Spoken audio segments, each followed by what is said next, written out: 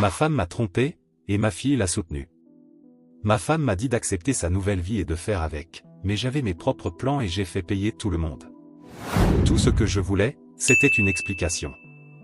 Mais au lieu de cela, ma femme m'a demandé d'accepter sa trahison et d'aller de l'avant. Ce qu'elle ne savait pas, c'est que j'avais déjà décidé quoi faire, et quand ma vengeance est arrivée, ce n'était pas du tout comme elle l'avait imaginé. Vous avez déjà ressenti cette sensation étrange que quelque chose ne va pas? Ce frisson qui parcourt votre dos et cette montée soudaine d'adrénaline? Eh bien, c'est exactement ce que je ressens ce soir. Je m'appelle Albert Brown, j'ai 46 ans, je mesure 1,80 m et pèse environ 80 kg. Je suis gestionnaire de compte dans une grande entreprise manufacturière. Ma femme, Elisabeth, bien qu'elle préfère qu'on l'appelle Lise, a aussi 46 ans. Elle mesure 1,67 m, pèse environ 60 kg et possède encore une silhouette qui attire les regards. Ce soir, elle est particulièrement ravissante dans la robe qu'elle a choisie. Lise est graphiste dans une grande agence de publicité à Fort Worth. Nous sommes mariés depuis 25 ans.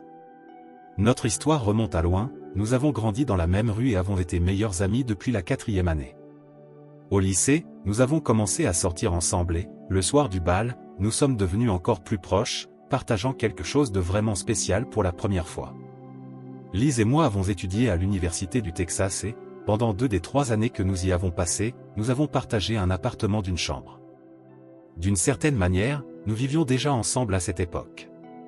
Nous avons une fille, Maria, âgée de 21 ans, qui étudie actuellement à l'université d'Oklahoma. Oui, elle a traversé la frontière de l'État, une vraie traîtresse. Rire. Récemment, Maria s'est fiancée à William Thompson, un jeune homme formidable originaire d'Oklahoma City.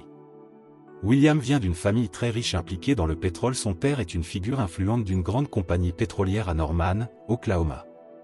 À 26 ans, il est un peu plus âgé que Maria, mais sa maturité est évidente. Il est complètement fou d'elle, et nous ne pourrions pas être plus heureux pour eux. Il étudie le droit des affaires, tandis que Maria n'a pas encore choisi de spécialisation. Pour l'instant, elle passe plus de temps à ses activités de pom-pom girl et à dépenser mon argent. Financièrement, nous nous en sortons bien. Lise gagne environ 60 000 $ par an grâce à son travail en agence, tandis que moi, en tant que gestionnaire de compte, je gagne plus de 500 000 $ par an. Il y a environ 15 ans, nous avons trouvé une maison en saisie immobilière au bord du lac Arlington. Nous avons fait une offre en espèces de 350 000 $, nous l'avons achetée, rénovée, et aujourd'hui, elle vaut environ 2,3 millions de dollars. Maintenant, revenons à la raison pour laquelle mes nerfs sont à vif ce soir et pourquoi cette sensation d'inquiétude ne me quitte pas. Il y a 3 jours, Lise a mentionné en passant que son entreprise organisait une fête samedi soir. Après m'avoir donné tous les détails, elle a ajouté, « Albert, je sais que tu n'aimes pas trop ce genre d'événement et que tu seras probablement fatigué, alors ne te sens pas obligé de venir si tu n'en as pas envie. » Mais moi, j'étais vraiment enthousiaste à l'idée d'y aller. « Non, Lise, ai-je répondu. J'ai quelques jours de congé et j'adorerais t'accompagner. » Cependant, dans les jours qui ont suivi, elle a continué à insister sur le fait que je n'avais pas besoin de venir. À chaque fois que je réitérais mon enthousiasme à l'idée de rencontrer ses collègues, elle essayait de me dissuader. Mais je suis resté ferme. Le soir de la fête, Lise était absolument magnifique dans une robe noire moulante qui épousait parfaitement ses courbes et faisait briller ses cheveux blonds. Ses yeux bleus scintillaient, presque luminescents sous les lumières du lieu. Dès que nous sommes entrés dans la salle principale, j'ai remarqué un homme, probablement dans la cinquantaine, qui se dirigeait droit vers elle. À ce moment-là, j'ai vu Lise tendre la main en un geste subtil de « stop » avant de rapidement se tourner vers moi avec un sourire et de m'embrasser sur la joue. C'est à cet instant que j'ai senti mon estomac se nouer. Quelque chose clochait. Nous avons pris quelques verres ensemble, mais j'ai fait en sorte de rester sobre. Je devais conduire et, surtout, je voulais rester alerte ce soir-là. En 25 ans de mariage, je n'avais jamais douté de la fidélité de Lise, mais ce soir, mon instinct me criait de me méfier.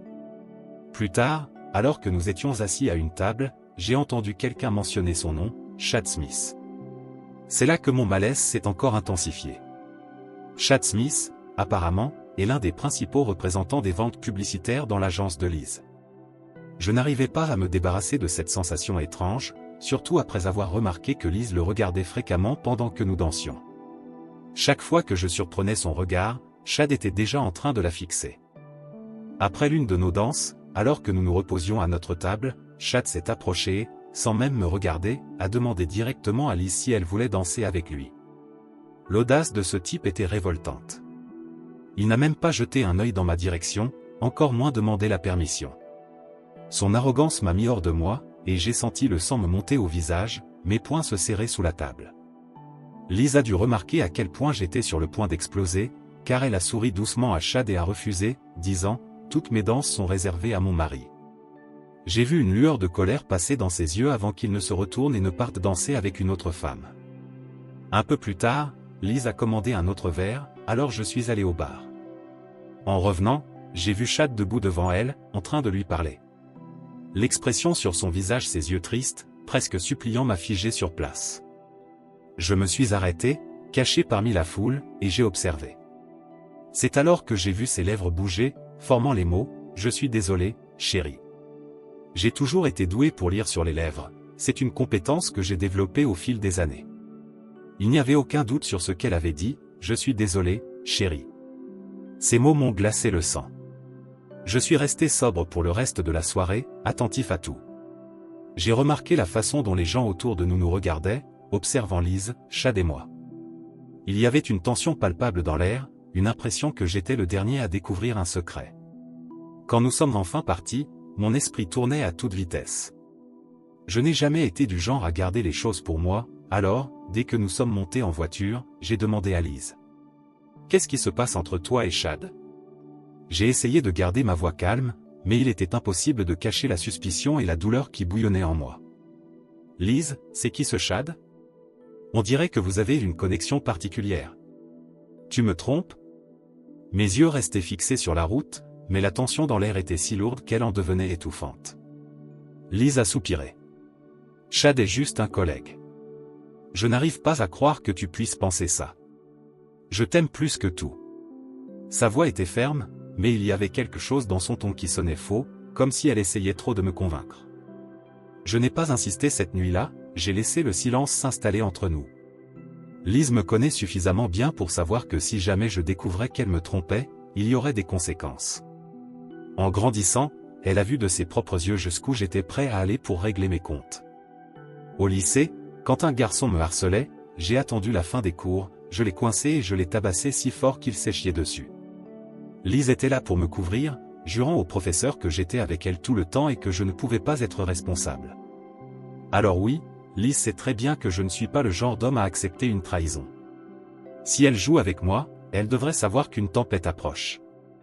Mais, au fond de moi, je n'arrivais pas à ignorer cette sensation, la façon dont elle regardait Chad, la manière dont elle lui parlait. « Je suis désolé, chérie. » Ces mots tournaient en boucle dans mon esprit. Peut-être que j'exagérais. Ou peut-être, juste peut-être, qu'il y avait plus dans cette histoire qu'elle ne voulait bien l'admettre. Pour l'instant, j'ai gardé mes soupçons pour moi, mais je commençais déjà à planifier ma prochaine étape. Je n'allais pas rester dans l'ombre. Liz sait de quoi je suis capable quand on me trahit, et si Chad Smith pense pouvoir jouer avec mon mariage, il n'a aucune idée de ce qui l'attend. Liz a plus de 125 000 $ sur son compte retraite, et moi, j'ai plus d'1 million. J'ai décidé que j'avais besoin de savoir la vérité, une bonne fois pour toutes. J'en avais assez des doutes et des nuits blanches, alors j'ai engagé un détective privé. Je savais qu'il était discret et efficace. Il m'a donné exactement ce que je voulais, des preuves irréfutables. Des photos, des vidéos, même des enregistrements audio. Tout était là, noir sur blanc. Quelques semaines plus tard, Liz et moi étions assis à notre place habituelle dans la salle à manger, prenant notre petit déjeuner comme nous le faisions depuis des années. J'ai décidé qu'il était temps de la confronter. « Liz, ai-je commencé, en gardant ma voix aussi calme que possible, tu ne me tromperais jamais, n'est-ce pas? Tu ne l'as jamais fait, hein ?» Ses yeux se sont immédiatement levés vers moi, une expression de surprise traversant son visage. « Non, bien sûr que non. Pourquoi tu me demandes ça, Albert ?» Sans un mot, j'ai sorti une grande enveloppe de ma mallette et j'ai commencé à poser les photos sur la table, une par une, laissant les images parler d'elles-mêmes. Sur la première, elle était là, en train d'embrasser Chad devant un motel. Sur la suivante, elle entrait dans une chambre avec lui. Une autre montrait sa voiture garée juste devant notre maison. Puis, l'épreuve les plus douloureuses, Liz, chevauchant Chad sur mon fauteuil préféré, le même fauteuil où je me détendais après une longue journée de travail. Et enfin, la dernière. Lise et Chad, ensemble, dans notre lit. Le visage de Lise devint livide, ses mains tremblant alors qu'elle saisissait l'une des photos. « Albert, ça ne signifie rien, balbutia-t-elle. Je ne l'aime pas. C'est juste du plaisir. » Je me suis approché d'elle, ma voix froide comme la glace. « Pour moi, ça signifie tout, Lise. » Elle semblait désespérée maintenant, cherchant une excuse, une explication quelconque. « Il n'est pas meilleur que toi, Albert. Il n'est même pas plus grand. Et ce n'est pas une question d'être meilleur. C'est juste différent, c'est tout. Ça dure depuis plus d'1 an. » « 1 an, explosai-je, ma voix plus forte que je ne l'aurais voulu. Tu as un amant depuis plus d'1 an ? Elle secoua la tête, presque offensée par ce mot. Au travail, on n'appelle pas ça comme ça. Je suis sa femme de bureau. Beaucoup de gens au boulot font ça, Albert. C'est juste une partie de la culture. Ma mâchoire se serra, mes poings crispés sur la table. Quoi ? Je n'arrivais pas à croire ce que j'entendais. Des larmes emplirent ses yeux, et elle tendit la main vers la mienne, mais je la repoussai. « Tu ne vas pas me quitter, hein, Albert ?» demanda-t-elle, la voix à peine plus qu'un murmure. Je me suis adossé à ma chaise, secouant lentement la tête, mais pas pour la raison qu'elle espérait. Bien sûr que non. Je ne vais nulle part. Je crachai sur le sol. C'est toi qui pars. Avant qu'elle ne puisse répondre, j'ai lâché ma dernière bombe. J'ai déjà préparé tes affaires et tes effets personnels dans ta BMW. Je veux que tu quittes ma maison, maintenant. J'ai saisi Lise par le bras et l'ai pratiquement traînée jusqu'à la voiture.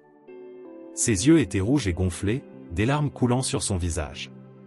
Elle ressemblait à une poupée brisée, mais je n'éprouvais aucune pitié pour elle. Elle s'était infligé ça à elle-même. « Où vais-je aller, Albert ?» sanglota-t-elle, le désespoir évident dans sa voix. « Je m'en fiche complètement, » répondis-je froidement. « Va vivre avec ton mari de bureau. » Un regard de panique traversa son visage. « Je ne peux pas aller chez lui, » chuchota-t-elle. Chad est marié et a 3 enfants. Je le savais déjà, grâce au rapport détaillé du détective. J'avais même les noms de sa femme, de ses enfants, et leur adresse. Mais je ne voulais pas que Lise sache à quel point j'étais au courant. Je l'ai laissé patauger dans son incertitude, incapable de savoir où aller. « Lise, » dis-je en la regardant droit dans les yeux, « peu importe où tu finis. Retourne au motel, si c'est ce que tu veux, mais quitte cette maison et ne reviens plus. » Elle sanglotait de manière incontrôlable maintenant, essayant de me supplier. « Albert, tu vas vraiment jeter 25 ans d'un bon mariage aux oubliettes ?» Je l'ai regardée, impassible. « Non, Lise. C'était moins de 24 ans d'un bon mariage, et plus d'1 an d'un mariage brisé par la trahison. C'est toi qui as tout gâché. » Sans dire un mot de plus, elle monta dans la BMW, encore en larmes. Le moteur rugit, et elle s'éloigna à toute vitesse, me laissant seul devant la maison. Pendant un instant, j'ai pensé à quel point cette maison serait vide sans elle, mais la colère engloutit rapidement cette pensée. Quelques heures plus tard, alors que je commençais enfin à me détendre, le téléphone sonna. C'était Maria. Je pris une profonde inspiration avant de décrocher, essayant de me ressaisir.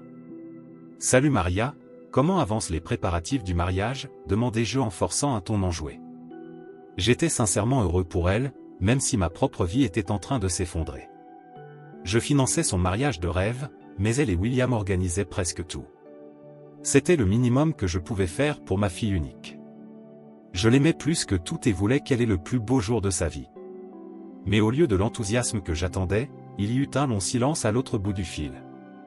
Mon estomac se noua, quelque chose clochait. « Papa ?» dit Maria, sa voix hésitante.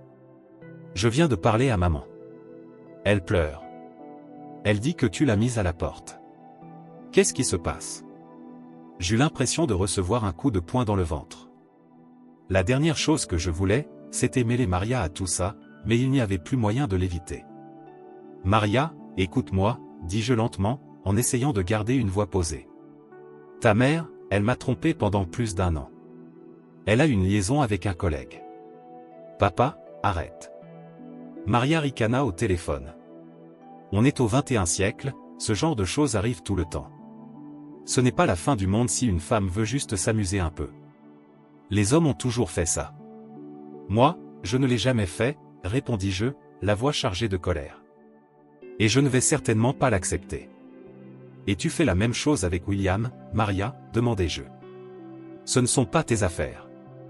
En plus, William et moi ne sommes même pas mariés encore, alors ce que je fais ne le regarde pas. J'étais sous le choc. Qui d'autre, dans notre famille, fait ça? Tati Nancy le fait, papa. Et alors? Ma propre famille, une bande de traîtres, murmurai-je, esséhuré. Papa, tu dois te calmer et laisser maman revenir à la maison, insista Maria. Et puis, ce n'est pas si grave. D'ailleurs, je connais Chad. C'est un mec génial. Maman veut qu'il vienne au mariage, et moi aussi. Je n'arrivais pas à croire ce que j'entendais. Tu es sérieuse? Vous avez tout perdu la tête? Je bouillonnais de rage. Eh bien, si tu veux que Chad soit à ton mariage, qu'il t'accompagne jusqu'à l'hôtel, parce que s'il est là, moi, je n'y serai certainement pas. Et sur ces mots, j'ai raccroché. Le téléphone a sonné plusieurs fois cette nuit-là, mais je l'ai ignoré. J'en avais assez. 2 jours plus tard, Lise est apparue à la maison avec un papier à la main, une ordonnance judiciaire. Apparemment, son mari de bureau avait un avocat de premier ordre, et elle avait obtenu une ordonnance temporaire lui permettant de revenir à la maison jusqu'à ce que tout soit réglé. Elle eut même l'audace d'essayer de me parler de son cas. Elle restait là, avec ce calme irritant, essayant de justifier ses actions. Albert, ça n'affectait pas notre mariage, affirma-t-elle.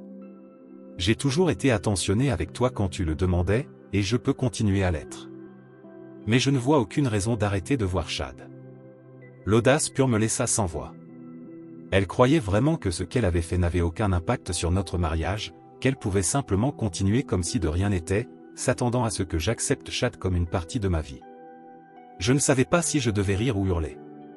Tu le sais très bien, Lise, jamais je n'accepterai une femme infidèle, dis-je, peinant à contenir ma colère.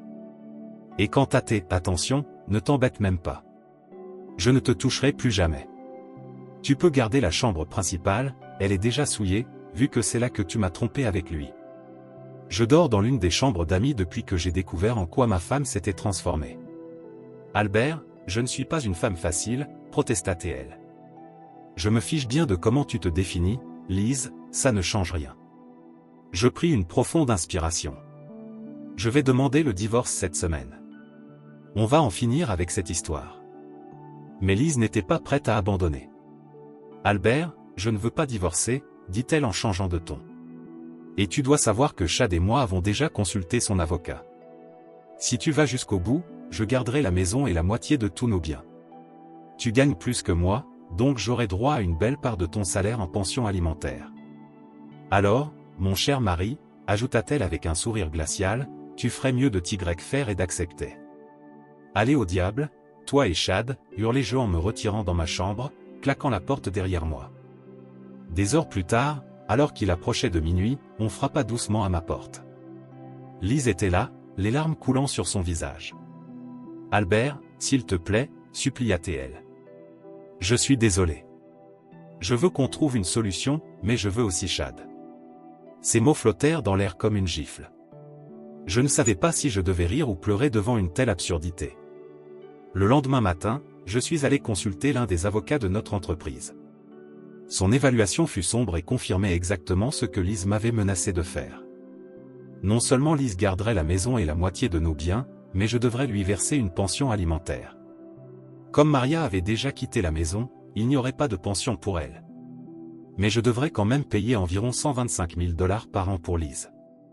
Albert, soupira-t-il lourdement, il n'y a pas d'issue facile à cette situation. Si tu divorces, tu es fichu. Les jours suivants furent tendus, mais silencieux. Nous nous évitions, ne nous adressant pas un mot. Mais, au 3e jour, Lise brisa le silence. Alors, tu es toujours assez idiot pour poursuivre ce divorce, demanda-t-elle, sa voix teintée de mépris. Mon avocat est encore en train d'étudier le dossier, répondis-je sèchement. Va te faire voir, Albert, siffla-t-elle. Je vais te prendre tout ce que tu possèdes. Je ne pris même pas la peine de répondre, me contentant de boire une longue gorgée de mon verre et de l'ignorer. Environ 1 heure plus tard, je remarquai Lise en train de parler au téléphone dans la salle à manger. Elle s'approcha ensuite de moi et me tendit l'appareil, un air de triomphe sur le visage. « Quelqu'un veut te parler, Albert ?» dit-elle. « Allô ?» répondis-je. « Albert, c'est Chad » fit une voix à l'autre bout du fil. « Écoute, mec, je comprends que tu sois en colère, mais tu dois l'accepter et t'y faire, vieux. Sinon, on va te prendre tout ce que tu as et rendre ta vie infernale. Tu n'as aucune idée de qui tu as affaire, grognai-je dans le téléphone. Prends-la, je n'en veux plus. C'est ton problème, maintenant. Et sur ces mots, je raccrochai, la rage brûlant dans mes veines. Je regardais Lise, incrédule, incapable de comprendre comment elle et Chad pouvaient être aussi stupides. Je les ai pris en flagrant délit en engageant un détective privé, qui m'a apporté des vidéos, des enregistrements audio et des photos. Et en parlant des enregistrements. S'ils étaient si intelligents, n'auraient-ils pas compris que les conversations dans cette maison et sur ces téléphones étaient toujours enregistrées? Clairement, ils n'étaient pas aussi malins qu'ils le pensaient. La semaine suivante, Lise a rencontré son mari de bureau, 4 fois, toujours dans un motel, jamais chez nous. Je lui avais bien fait comprendre que si elle le ramenait encore ici, je mettrais un terme à leur petit manège. Je crois qu'elle a enfin compris que je ne bluffais pas. L'entreprise où je travaillais a été rachetée par une plus grande entreprise du Colorado, et nous étions désormais en charge de la gestion de leurs produits ainsi que des nôtres sur le site, avec 2 responsables de compte, Alex et moi. Alex était un jeune homme intelligent venu du Colorado, responsable de l'usine de la nouvelle entreprise, et je l'appréciais beaucoup. Il était déjà passé par un divorce avant de nous rejoindre, donc il comprenait exactement ce que je traversais. L'entreprise voulait réduire les effectifs et fusionner les postes en un seul responsable. L'avantage pour moi, c'est que nous étions syndiqués, ce qui me donnait une certaine protection. Il faisait pression pour qu'Alex prenne le poste, mais comme il venait de l'entreprise acheteuse, ils essayaient de me racheter. Leur dernière offre était de 700 000 $, plus la conversion de ma retraite en actions de l'entreprise. Alex et moi avons décidé d'aller dans un club de striptease local près du site. Il fréquentait l'endroit depuis son divorce, qui lui avait laissé beaucoup de temps libre. Pendant l'une de nos conversations là-bas, j'ai eu une idée, tout s'est enfin éclairé. « Albert, je sais ce que tu ressens, » dit Alex. « Mon ex-femme m'a tout pris. J'aurais aimé tout vendre ou partir loin avant de divorcer. »« Alex, tu es le type le plus intelligent que je connaisse, » lui répondis-je, reconnaissant pour sa perspective. Je terminai ma bière, lui serrai la main et le remerciai avant de partir.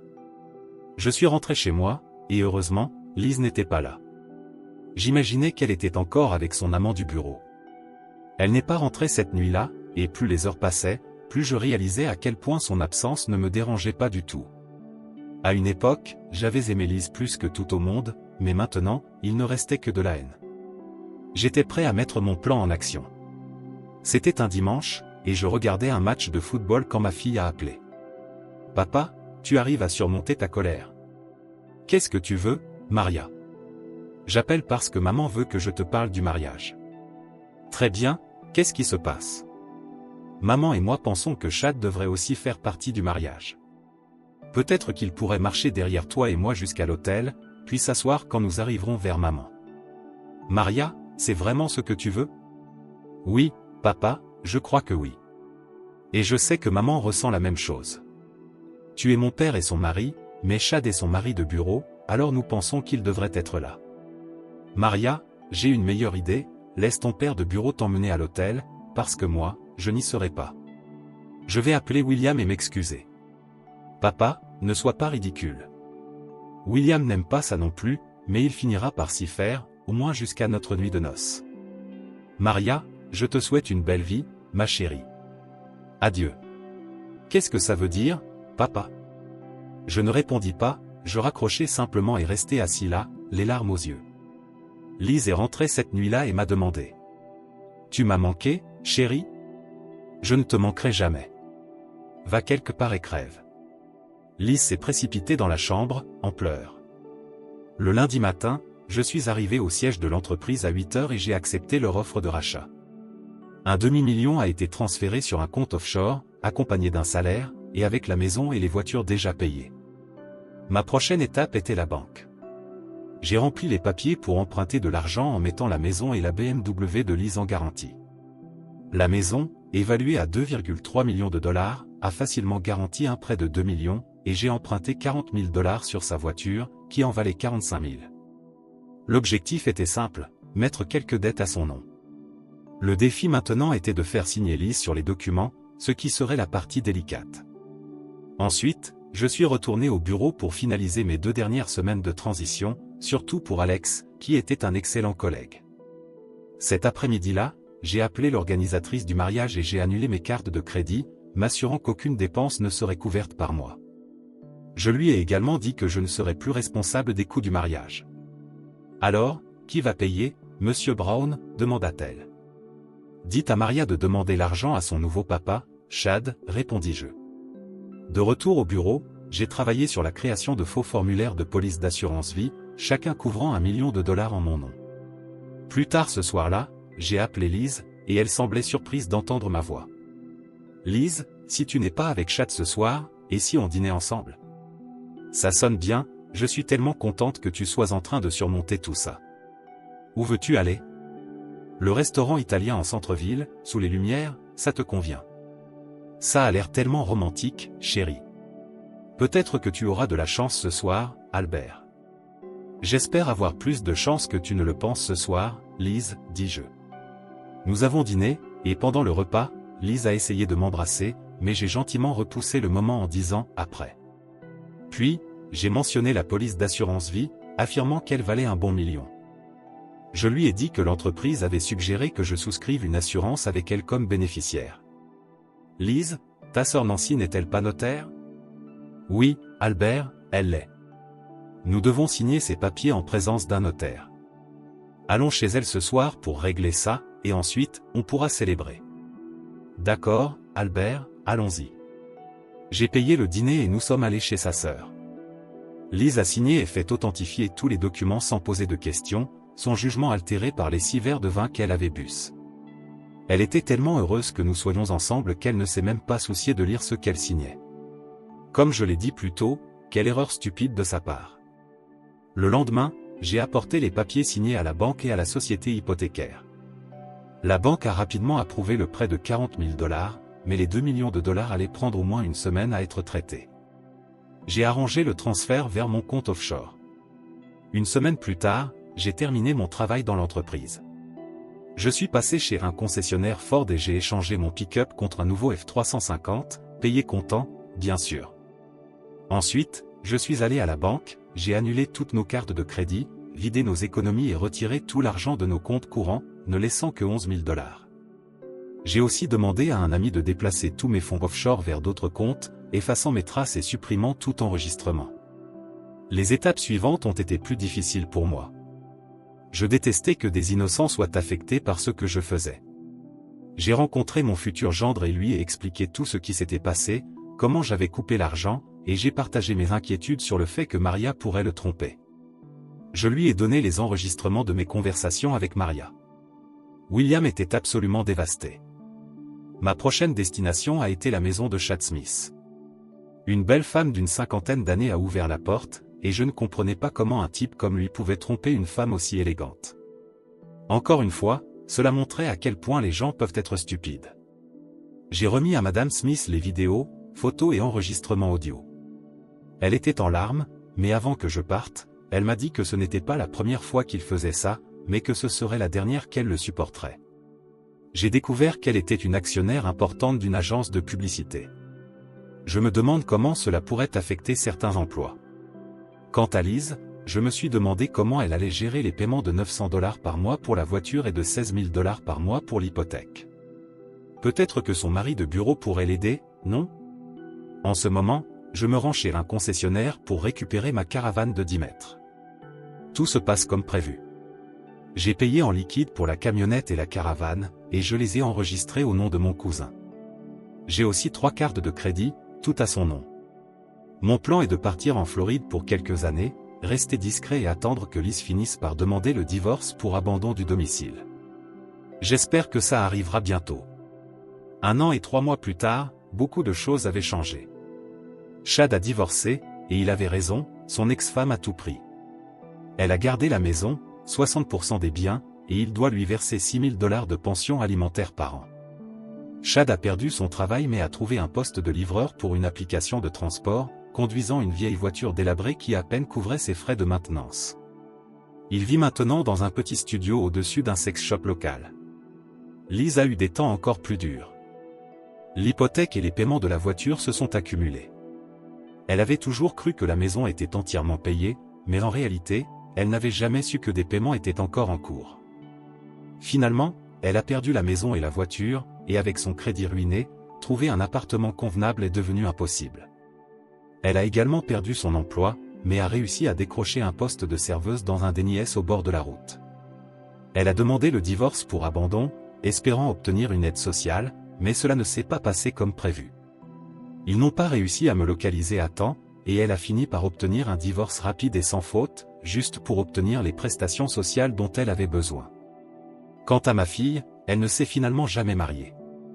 William l'a confrontée avec les enregistrements audio, et elle a tenté de minimiser en disant que ce n'était pas grand-chose, juste quelques arrangements occasionnels. C'était la même excuse qu'elle m'avait donnée. William a annulé le mariage, et le monde de Maria s'est complètement effondré. Elle a perdu le soutien de sa riche famille ainsi que celui de son père et vit maintenant dans un 2 pièces dans un quartier dangereux de la ville avec sa mère. D'après ce que j'ai entendu, Liz et Maria passent beaucoup de temps ensemble, bien que je ne sois pas sûr que « sortir ensemble » soit le bon terme, étant donné que des hommes se rendent à leur appartement chaque nuit en laissant $20 chacun. On dirait bien qu'elles passent du temps ensemble, en effet. Quant à moi, je profite de la belle vie dans le sud de la Floride. Le soleil, les bikinis et un excellent travail dans l'une des 5 plus grandes entreprises. La vie ne pourrait pas être meilleure. Commentaire Monsieur Reddit. Et c'est ainsi que se termine cette histoire pleine de rebondissements et de revanches. Le protagoniste a tout planifié méticuleusement et s'en est sorti indemne, tandis que ceux qui l'ont trahi ont dû faire face aux conséquences de leurs actes. Mais est-ce que cela lui a vraiment apporté de la satisfaction, ou a-t-il simplement laissé derrière lui une traînée de destruction? Qu'en pensez-vous? La justice a-t-elle été rendue, ou y avait-il une autre façon de régler cette situation? Donnez-moi votre avis dans les commentaires. Si vous avez aimé la vidéo, laissez un like et n'oubliez pas de vous abonner à la chaîne pour plus d'histoires et de discussions intrigantes. Et n'oubliez pas d'écouter notre podcast pour plus d'histoires inspirantes comme celle-ci, le lien est dans la description et dans la carte à l'écran. Merci d'avoir regardé et à la prochaine.